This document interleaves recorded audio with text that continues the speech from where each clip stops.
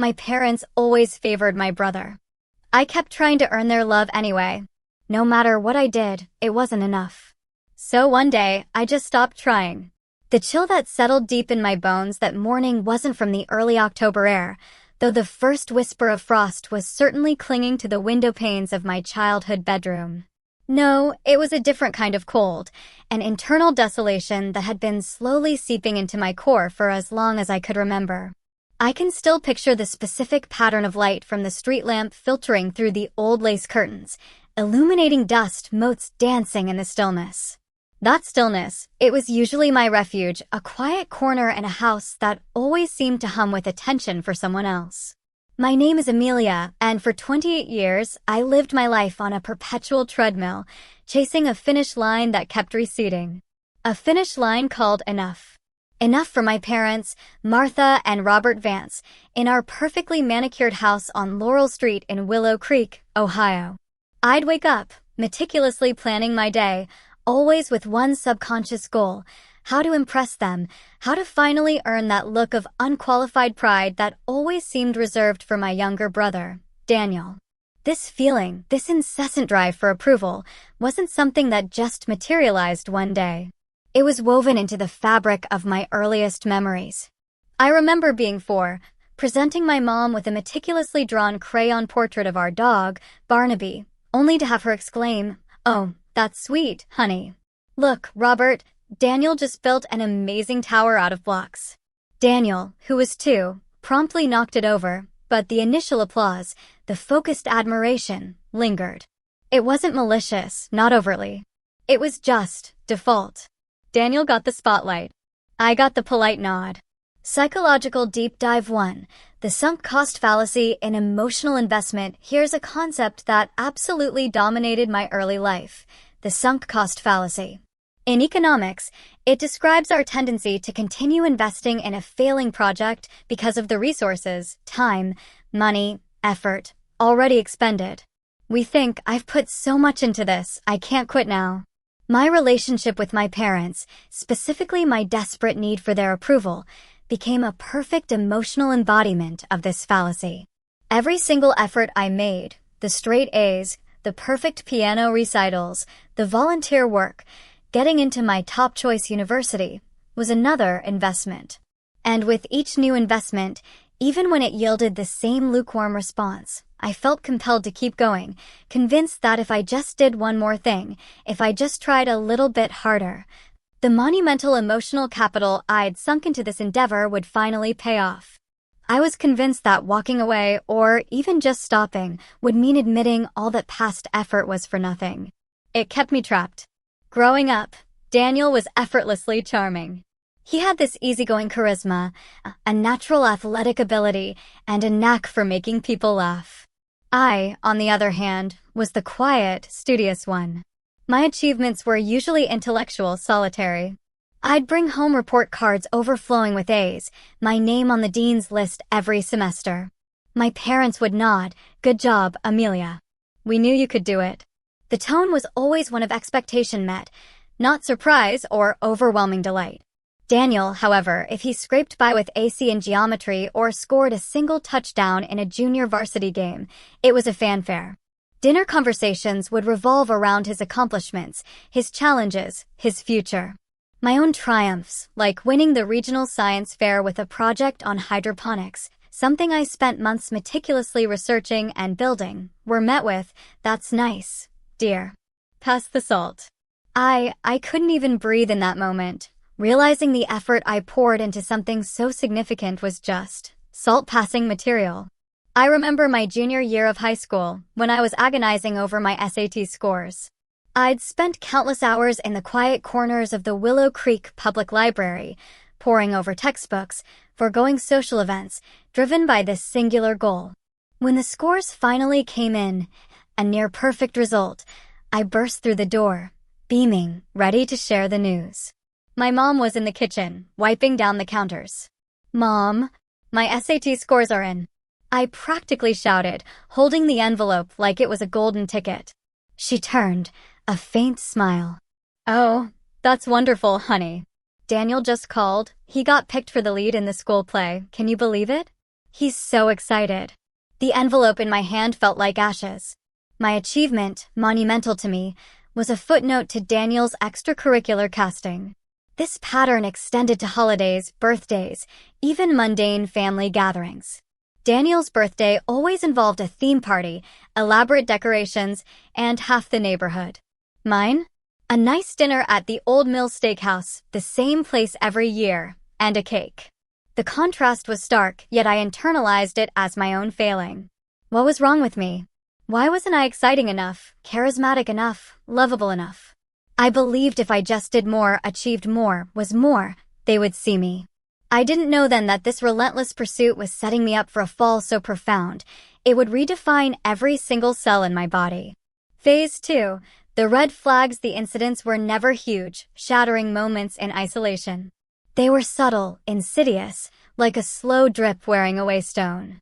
They built up over years, each one a tiny crack in the foundation of my self-worth, a foundation I was frantically trying to shore up with my parents' approval.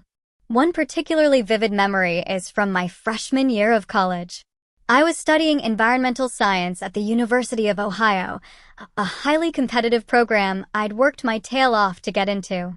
Daniel, 2 years younger, decided to take a gap year after high school, much to my parents' initial dismay. But that dismay quickly evaporated. He got a job at Granny's Pies, a local bakery known for its outrageous pumpkin spice, and started saving up for a beat-up old Chevy Nova. When he finally bought it, a sputtering relic from the 80s, the celebration was epic. My dad, Robert, spent weeks in the garage with him, teaching him to tinker with the engine. My mom, Martha, baked a cake that said, "Congrats, Daniel, on your first wheels." It was a family event. I called home that week, excited to tell them about my first successful research project, a quantitative analysis of stream pollution in a local watershed. Mom, Dad, my professors said my methodology was really sound. I even presented it to the department head. I gushed, eager for their shared enthusiasm. My mom responded, "Oh, that's so nice, Amelia. You know, Daniel got his Nova running smoothly yesterday. Your father is so proud. He spent all Saturday with him. He's really turning into quite the mechanic." My dad, in the background, added, "Yep, that boy's got a real head for engines. Wish I'd taught him sooner." I remember gripping the phone, the cheap plastic digging into my palm. "Right. That's great, Dad," I mumbled, my voice feeling strangely thick. "Anyway, I should go. Got a lot of studying." That was it. My accomplishment, which had consumed me for weeks, was utterly dwarfed by a used car. The silent message was clear. Daniel's practical pursuits, even humble ones, were inherently more valuable, more masculine, more worthy of their time and celebration than my academic endeavors. Another instance, from my senior year of college, still stings. I had been accepted into a highly selective master's program at UC Berkeley, something I knew would open doors in my chosen field. I called my parents, heart pounding, expecting at least a modicum of excitement. "I got into Berkeley. It's an incredible opportunity, Mom, Dad," I practically sang. My mom's response was immediate and tinged with something I couldn't quite decipher then. "Oh, Berkeley? That's so far, Amelia. So far from home. Are you sure that's what you want? We thought you'd stay closer, maybe work with that local environmental group." My dad chimed in, "Yeah, and the tuition, Amelia. That's a lot. Daniel just started his own landscaping business, you know. He's really making a go of it, keeping things local. Good, honest work." They didn't congratulate me. They didn't ask about the program, the research, the professors. Their immediate reaction was distance, cost, and a comparison to Daniel's sensible, local choice. It was as if my ambition, my striving for something bigger, was a personal affront. Let that sink in for a second. My dream, my huge achievement, was framed as a problem. Then there was the family vacation disaster. My parents always wanted to do things as a family, which usually meant doing whatever Daniel wanted. When I suggested a trip to the Redwoods, somewhere I'd always longed to see for its ecological significance, my idea was met with lukewarm interest. "Oh, the Redwoods? Isn't that just trees?" my mom said. Daniel, however, declared he wanted to go to an amusement park in Florida, Adventureland, with its newest, record-breaking roller coaster. Suddenly, everyone was on board. My dad started researching flights, my mom was looking up hotel deals, Daniel was practically vibrating with excitement. My quiet suggestion, born of genuine interest and a love for nature, was dismissed as boring. My protests were met with, "Amelia, it's about family time. We need to compromise." But the compromise always meant Daniel's preference. Psychological deep dive 2, emotional neglect. The silent killer. What I was experiencing wasn't overt abuse, but a pervasive form of emotional neglect. This isn't about parents who actively harm their children. It's about parents who fail to adequately respond to their child's emotional needs. They might provide food, shelter, and even education, but they miss opportunities to validate feelings, offer comfort, or actively engage with their child's inner world. For me, this manifested as a consistent downplaying of my accomplishments and emotional experiences. When I expressed joy, it was deflected. When I expressed hurt, it was minimized. This teaches a child that their emotions don't matter, or worse, that they are a burden. The result is often an adult who struggles with self-worth, constantly seeks external validation, and finds it difficult to identify and trust their own feelings, essentially, a perpetual emotional treadmill. This pattern extended to any argument or disagreement. If Daniel and I had a spat, I was invariably the one expected to be the bigger person or the mature one. One Thanksgiving, Daniel borrowed my new noise-canceling headphones without asking and accidentally broke them. I was furious. They were expensive and I'd saved for months. When I confronted him, he just shrugged. "Oops, guess I broke 'em." My parents intervened. "Amelia, he didn't mean to. It was an accident. Can you just let it go?" my mom admonished while my dad patted Daniel on the shoulder. "Boys will be boys. We'll get you another pair eventually, Amelia." It wasn't about replacing the headphones. It was about the utter dismissal of my right to be upset, my property, my feelings. Daniel, on the other hand, was met with understanding and an unspoken absolution. Each dismissal, each subtle slight, felt like a judgment. Why was my success not celebrated? Why were my feelings not validated? Why was I always the one who had to understand, to give in, to be less important? I tried confronting my mom once, gently, when I was home for winter break during graduate school. I sat with her in the sunroom, the smell of her lavender potpourri heavy in the air. "Mom," I started, "I feel like sometimes you and Dad don't see all the effort I put into things, or how much my achievements mean to me. It always feels like Daniel gets more." She cut me off, her voice suddenly cool. "Amelia, that's not fair. We love you both equally. Daniel just needs a little more encouragement sometimes. He's not as naturally driven as you. You're so capable, you don't need us to coddle you like he does." "But I need to be seen, Mom," I pleaded. She sighed, a theatrical puff of air. "We see you, Amelia. We just worry about you sometimes, always pushing yourself so hard. You should be more like Daniel, relax a little." It was classic invalidation.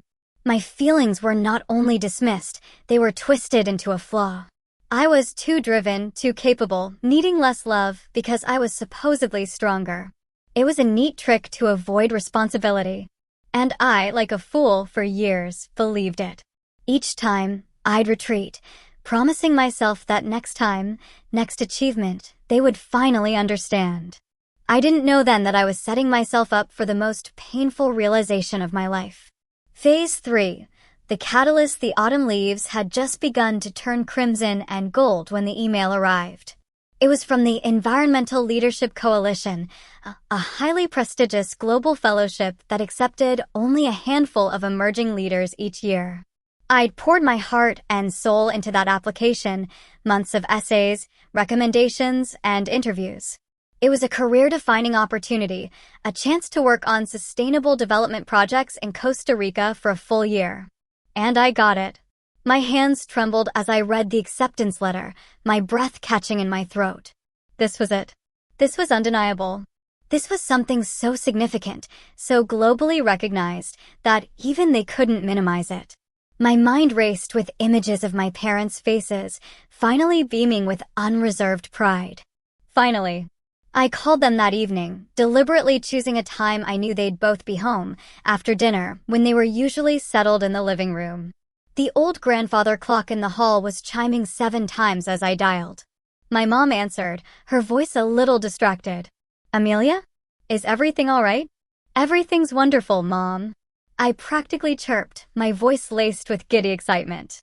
"I got the Environmental Leadership Coalition Fellowship. I'm going to Costa Rica. It's fully funded." There was a beat of silence on the other end. A long, drawn-out beat that felt like an eternity. I imagined my mom's hand going to her mouth, her eyes widening, turning to my dad. I waited. Then, my mom's voice, flat, almost hesitant. "Oh, that's nice, dear. Costa Rica? That's quite far." My heart, which had been soaring, began its slow, agonizing descent. "Mom, this is huge. This is a game-changer for my career. It's incredibly competitive." I heard my dad's voice in the background, a low murmur. Then he took the phone. "Amelia? Your mom told me." "That's certainly something. Listen, we have something else to tell you. Daniel called this afternoon." My stomach dropped. I knew. I just knew. "What about Daniel, Dad?" I asked, my voice barely a whisper. "He's been offered a partnership at Oakwood Landscaping, the big company in town. He's going to be a co-owner, Amelia. Can you believe it? My boy, a real entrepreneur." His voice, usually so restrained with me, was positively bursting with joy, a pride I had spent a lifetime craving. "He's going to be so successful, Amelia," my mom added, her voice now filled with an effervescence that had been utterly absent from my news. "Right here in Willow Creek. He's going to make such a name for himself, just like we always hoped." The phone felt heavy, suddenly cold against my ear. My Costa Rica fellowship, my months of grinding, my dreams of global impact, reduced to an "oh, that's nice," and utterly overshadowed by Daniel's local business venture. The silence that followed on my end wasn't one of shock, but of profound, bone-deep realization. It felt like watching a slow-motion car crash, but the car was my entire self-concept, and the drivers were my parents. The glass shattering, the metal crumpling, the airbags deploying, all in excruciating detail, while I stood by, helpless, feeling nothing but a profound, sickening hollowness. It was an out-of-body experience, watching the last threads of my lifelong effort unravel, not with a bang, but with the hollow echo of my parents' effusive praise for someone else. In that moment, staring at the chipped paint on the kitchen wall of my small apartment, I understood I was never going to win a game that was rigged from the start. Phase 4. The investigation/escalation. The phone call ended, and I didn't cry. There were no tears, no dramatic sobs. Just a quiet, chilling clarity. It was like a dam breaking, not to release a flood, but to reveal the parched, cracked earth beneath. The investigation that followed wasn't external, tracking down evidence or confronting deceit. It was an internal excavation, an archaeological dig through the ruins of my own childhood and young adulthood. I needed to understand why. Why had I spent so long on that treadmill? Why had their indifference felt like my failure? I started with journaling, something I hadn't done since I was a teenager pouring out angsty poems. But this was different. This wasn't about what I felt, but about what I saw. I began cataloging incidents, going back as far as I could remember. The birthday parties, the academic achievements versus athletic ones, the dismissals, the comparisons. I wrote down dialogues, word for word, recalling the inflections, the tone. The sheer volume of evidence was overwhelming. It wasn't just a few isolated incidents, it was a systemic pattern. Psychological Deep Dive 3. Gaslighting. The art of doubt. As I reread my journals, especially the entries detailing my attempts to voice my feelings to my parents, a disturbing pattern emerged: gaslighting. This is a form of psychological manipulation where a person, in this case, my parents, makes someone else question their own memory, perception, or sanity. When I would say, "I feel like you favor Daniel," they would retort, "That's ridiculous, Amelia. We treat you both the same," or "You're too sensitive," or "You're imagining things." They would often add, "We just worry about Daniel more because he needs us," implying my perception of neglect was not only wrong but selfish. This constant invalidation made me doubt my own reality. It eroded my confidence in my own experiences and feelings, leaving me feeling confused and constantly seeking their definition of reality rather than trusting my own. This is why it took me so long to see the truth. I was consistently being told my truth wasn't real. I called my best friend, Sarah Jenkins, who I'd known since 3rd grade, over for coffee at the Daily Grind, our favorite local spot known for its dangerously strong espresso and oddly comforting scent of stale pastries. "Sarah," I began, pushing a stray strand of hair behind my ear, "do you ever feel like my parents?" I trailed off, unsure how to articulate decades of subtle pain. Sarah, a no-nonsense marketing specialist, didn't let me finish. She leaned forward, stirring her latte. "Amelia, we've talked about this, haven't we? Your parents have always been, well, focused on Daniel. Remember when you got the presidential scholarship for college, and your mom spent the whole congratulatory dinner talking about Daniel's high school baseball team's winning streak?" A wave of recognition washed over me. Sarah had seen it, too. It wasn't just my warped perception. It was real. She had witnessed countless examples throughout our friendship, often offering quiet support or a knowing glance when my parents were particularly egregious. Her validation, the simple act of someone else confirming my reality, was like a key unlocking a cage I hadn't known I was in. I started seeing a therapist, Dr. Evelyn Reed, a kind, older woman with a calm demeanor and an office filled with plants. Her first question was simple: "Amelia, what do you want from your parents?" I paused for a long time, realizing that my life had been structured around their desires, their approval. I want them to see me," I finally whispered, the words catching in my throat. Dr. Reed nodded. "And what does that look like? What does seeing you mean?" That was the hard part. Because in my mind, seeing me meant they'd finally give me the same effusive, unconditional love they gave Daniel. But after decades, was that even possible? Was it fair to expect? The escalation wasn't a fight.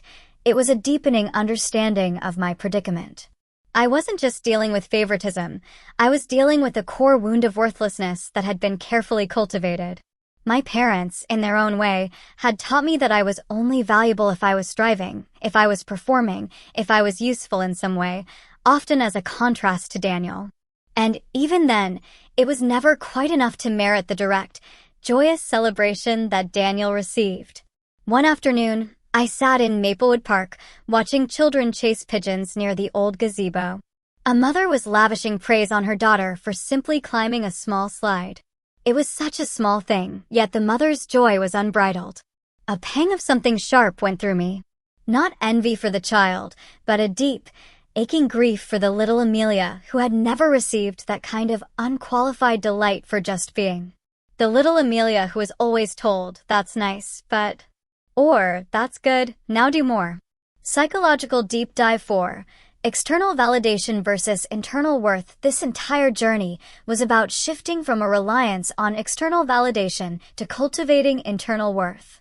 For years, my sense of self-esteem was like a wobbly chair with only one leg, my parents' approval. When that leg was kicked out from under me, I crumbled. External validation is intoxicating. It provides a temporary high, a fleeting sense of value. But it's unsustainable because it depends entirely on the actions and opinions of others. When those sources of validation are inconsistent or withheld, as they were for me, it leads to chronic self-doubt and anxiety. True self-worth, on the other hand, is an internal compass. It's knowing your value intrinsically, regardless of what others say or do. It's understanding that your worth isn't conditional on performance or achievement. This shift is incredibly difficult because it requires challenging deeply ingrained beliefs formed in childhood, but it's the only path to genuine peace. I looked at the fellowship acceptance letter again, my ticket to Costa Rica. Before, I saw it as a tool to gain their love. Now, I saw it as my achievement, for my growth, for my future. Their reaction, or lack thereof, wasn't a judgment on my worth, but a reflection of their limitations. This subtle shift in perspective, that my value wasn't up for their debate, was a watershed moment. It was the moment I realized I couldn't change them and I didn't need to. I needed to change myself, specifically, how I responded to them. The final piece of the investigation came when I confronted my own deeply ingrained beliefs. I realized I had been living with a script: if I am perfect, they will love me. And, because they never truly gave me that enough validation, I kept believing I wasn't perfect enough. This was the ultimate trap. It wasn't that I wasn't enough, it was that their capacity to give me what I needed was inherently limited. And that was not my fault. This realization, that their behavior was about them and not me, was liberating, but also incredibly painful. It meant grieving the parents I always wished I had. Phase 5. The fallout and resolution. The decision wasn't sudden. It was a slow, deliberate disentanglement. I didn't announce it with fanfare or a dramatic confrontation. I simply stopped trying. The first practical step was accepting the fellowship and making plans to move to Costa Rica. I told my parents about my flight details, my housing arrangements, all in a neutral, informative tone, devoid of the desperate plea for their enthusiasm that used to color my every word. Their reaction was predictable: more muted disappointment about the distance, more praise for Daniel for staying close to home. But this time, it bounced off me. It was like they were speaking a language I no longer understood, or perhaps a language I no longer cared to interpret. I didn't defend myself, I didn't try to convince them. I just listened, nodded, and then changed the subject. The silence on my end was no longer born of hurt, but of quiet resolve. Psychological Deep Dive 5. Setting boundaries. The act of self-preservation. This is where the concept of setting boundaries becomes paramount. Boundaries aren't about punishing others, they're about protecting yourself. For years, I had porous or non-existent boundaries with my parents. Their emotional needs, or perceived needs like Daniel's, constantly encroached upon mine. Setting a boundary means clearly defining what you will and will not tolerate, and then enforcing it, even when it's uncomfortable. For me, this meant limiting conversations about Daniel's achievements, gently redirecting conversations that invalidated my feelings, and, eventually, reducing contact when those boundaries were consistently disrespected. It's difficult because people accustomed to crossing your boundaries will often resist, sometimes aggressively. But it is a crucial act of self-preservation, signaling to yourself and others that your emotional well-being is a priority. The fallout wasn't a single explosion, but a gradual cooling. They called less frequently. When they did, the conversations were shorter, more superficial. I didn't offer as much information about my life. I didn't ask for their opinions or advice unless absolutely necessary. I stopped seeking their validation for accomplishments. When my first major research paper from Costa Rica was published in a respected journal, I sent them a copy, not for their praise, but as an update, a simple factual communication. Their response was a card that read, "Congratulations, dear. We hope you're eating well." It no longer stung. It simply was. Daniel, for his part, was oblivious. He continued to call, excitedly detailing his landscaping business successes, his new truck, his impending engagement. He never noticed the shift, never asked about my feelings, never once seemed to consider that his effortless claim on our parents' attention might have impacted me. He was living in his own sun-drenched world of parental approval, a world I had always been on the periphery of. I realized our relationship was always mediated by our parents, and without that central dynamic, we didn't have much.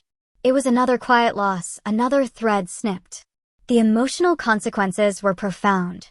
There was grief, a deep, sorrowful grieving for the childhood I never had, for the unconditional love I always yearned for from them. There was anger, a simmering rage at the years I wasted, the energy I expended, the self-doubt I harbored. But beneath that, slowly, like bedrock, grew a sense of peace. A calm strength that came from finally accepting that I was enough, just as I was. That my worth was inherent, not something to be earned. My first few months in Costa Rica were transformative. Away from the constant, subtle pressure of my family, I blossomed. I embraced the local culture, learned Spanish with a fervor I'd never found for parental approval, and thrived in my work. The vibrant greens of the rainforest, The echoing calls of howler monkeys at dawn, the feeling of genuinely contributing to something meaningful, it was all exhilarating. I was building a life that was entirely mine, based on my passions, validated by my internal compass. Walking away wasn't a defeat, it was the first time I truly ran towards myself. It was the hardest thing I'd ever done, severing that deeply ingrained need, but it was also the most liberating. I learned to validate myself, to celebrate my own victories, to comfort my own wounds. My life is richer now, filled with genuine connections and a profound sense of self-respect. I still call my parents occasionally, out of habit and a lingering sense of duty, but the calls are short, polite, and emotionally distant. I no longer hang up feeling deflated or angry or desperate. I hang up feeling free. And that, I've realized, is enough. More than enough.